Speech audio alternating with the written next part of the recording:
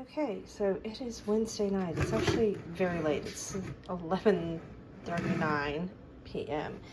I'm going to feed my sourdough starter. It is all the way down at the bottom of the jar. It's all the way down here.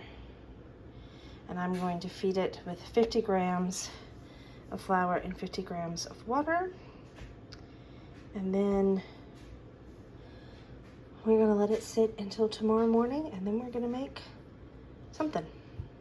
Okay, so I have fed my sourdough starter, and now I'm gonna go to bed because it is basically 1:45 and I have a lot to do tomorrow, including doing something with that sourdough that I just fed. So come along with me, and let's cook some food.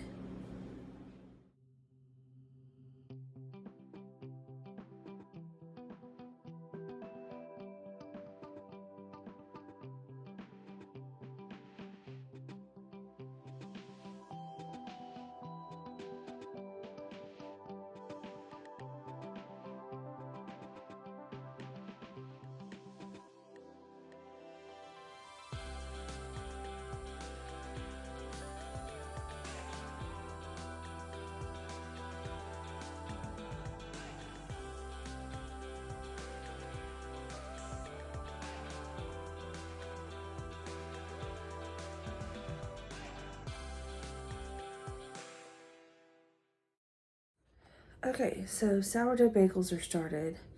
Put my sourdough in a clean jar and stick it back in the refrigerator. I store my sourdough in the refrigerator so I don't have to feed it every day. And it'll stay in there until next Wednesday when I will take it out, feed it again, and start a whole new batch. This is the way I found to make sourdough very manageable for myself, because if I keep it on the counter, I have to feed it every day. And then I get inundated with sourdough discard, and then I have all this sourdough discard and I don't know what to do with it. And then it stresses me out and I get overwhelmed, and then I just don't do anything, so it winds up going into the compost. Which is not terrible because it is going to feed the garden, but at the same time, I'd rather not do that. So I just take my sourdough out on Wednesday, let it come up to room temperature, feed it, let it sit overnight, and then early Thursday morning, I start my sourdough. So, here we go.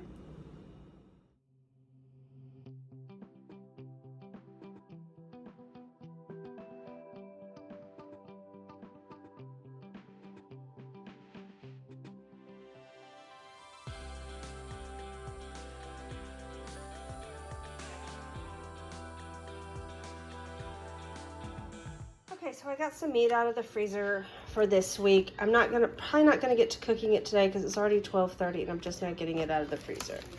So I have some boneless, skinless chicken thighs. I mean, not boneless, these are bone-in, skin-on. Sorry, bone-in, skin-on chicken thighs right here. I have this beef barbacoa for Taco Tuesday. And then I have these already done meatballs here that I am going to do probably some sort of pasta dish with, and I have flour on my finger.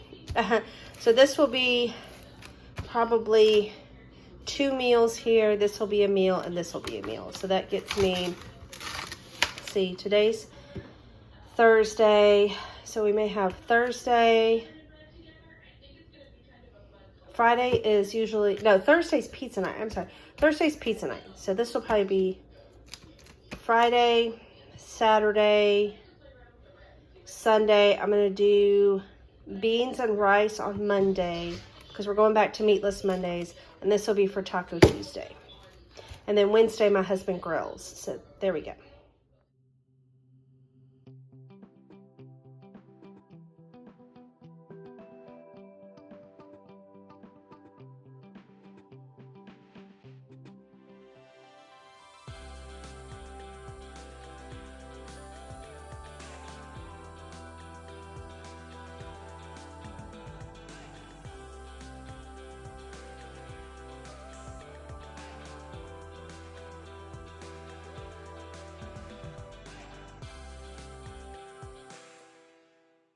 Okay, so here's my apple pie filling. I cut them into like cubes instead of slices because I'm going to do hand pies with this instead of regular pies.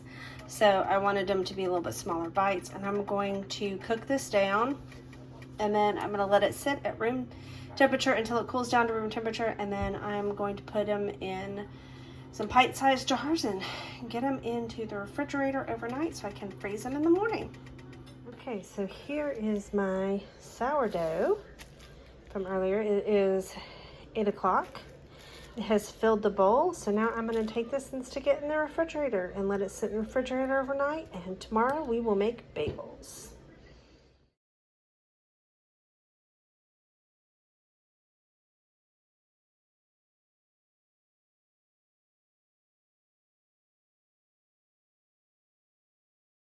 Okay, so I made a little bit of a boo-boo with my pie filling, and I turned it on when I got home last night so that it could cook down some more, because it was up here and it was still real liquidy and I wanted it to cook down some more, and I didn't remember it until I was ready to go to bed and it got a little overcooked. I'm still going to use it because it's not too bad.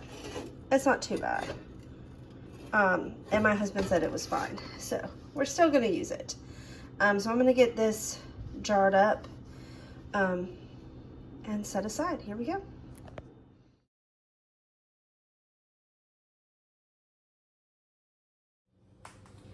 Okay, so I'm gonna cook these meatballs in the oven.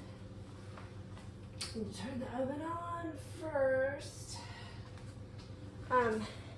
And I'm gonna cook them in these mini muffin tins that they kind of hold their shape a little bit better than if I cooked them on a flat lined sheet.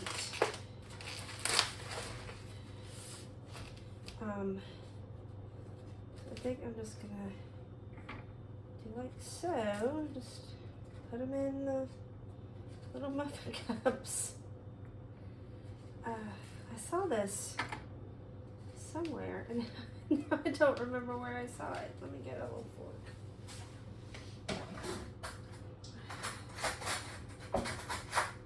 To help me get these out.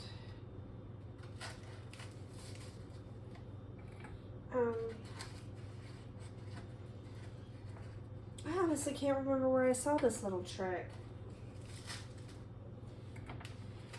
Somebody had suggested it and I was like, oh, that's kind of brilliant, because then they hold their roundness, but you bake them in the oven instead of cooking them in a skillet, which I thought was kind of cool. So I'm just going to get these put in like so, and then I'm going to get them put in the oven and get them baked.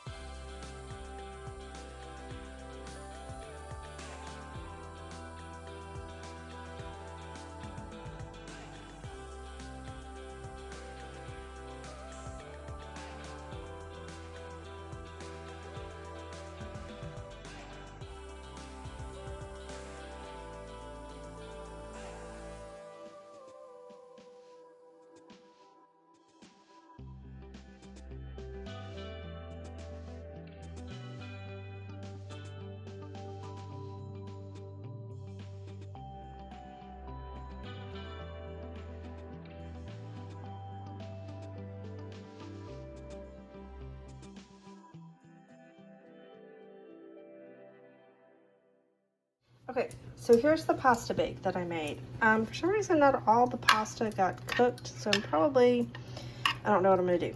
But I'm fixing to put this away. We already dug into it tonight for our dinner. I got the bagels in the oven. Chicken that I cooked up in the cast iron skillet, put away for the day, and I'm just gonna get these bagels baked before I go to bed. It is 9:05 p.m. Yeah, and I'm just gonna wake up tomorrow morning and do some more stuff. I think I may try to do some like pumpkin Pop-Tarts or something tomorrow. We'll see. Good Saturday morning to you. It is 8:24 a.m. I know I said I was going to do some more cooking today. I lied because I have to go to work and I'm going to be at work all day. And then my sister will come over for dinner till later. So it's actually going to be my pantry. It's actually going to be tomorrow, Sunday, before I get back to more cooking. But I wanted to show you my bagels. So here's my bagels. They actually turned out decent. They're a little flatter than I wanted them to be, but I think I let them proof too long. And then they started to fall, but we'll still eat them. They'll still be delicious. Okay, so I started cooking this morning and I totally forgot to film. Okay, so I'm making a curried quinoa dish. I'm gonna add a can of garbanzo beans and a can of lentils to it once it's all cooked. So this is 1.5 cups of quinoa. I had the regular quinoa and then I had some red quinoa. So I just mixed them together in a pot with 3 cups of liquid. I used a combination of chicken stock, lemon juice, and water because, you know, life. I put some salt and pepper in there and then some butter. And now I'm gonna add some of this golden curry to this pot. Anyway, this is what the curry looks like. There's like 5 little cubes in here. I'm gonna use 2 of them in this dish. And yeah, we're gonna bring it up to a boil. We're going to turn it down. We're gonna put a lid on it. We're gonna let it simmer for about 15 to 20 minutes. Okay, so I'm checking this at the 15-minute mark. And it looks not quite ready. You want to make sure that all the liquid is absorbed, and not all the liquid has been absorbed quite yet. So I'm going to give this a stir, and I'm going to put it back on for about 5 more minutes. And here is the finished curried quinoa with the chickpeas or garbanzo beans and lentils. I just drained those and then I put them on top, and I'll mix it all together when I serve it, and probably include some sort of vegetable. I don't know, we may do a salad with it. But there you have it. Well, that's it, guys. Thank you so much for joining me for this week's meal prep. I truly do appreciate you spending this time with me and making me a part of your day. If you would be so kind, if you enjoyed this video, please give it a thumbs up. Share it with anybody you think would enjoy it as well. Leave any comments or questions you have for me in the comment section. And if you haven't clicked that subscribe button yet, please do so. We would love to have you here on the farm. All right, guys, we will see y'all next time. Bye. And remember, grow where you're planted.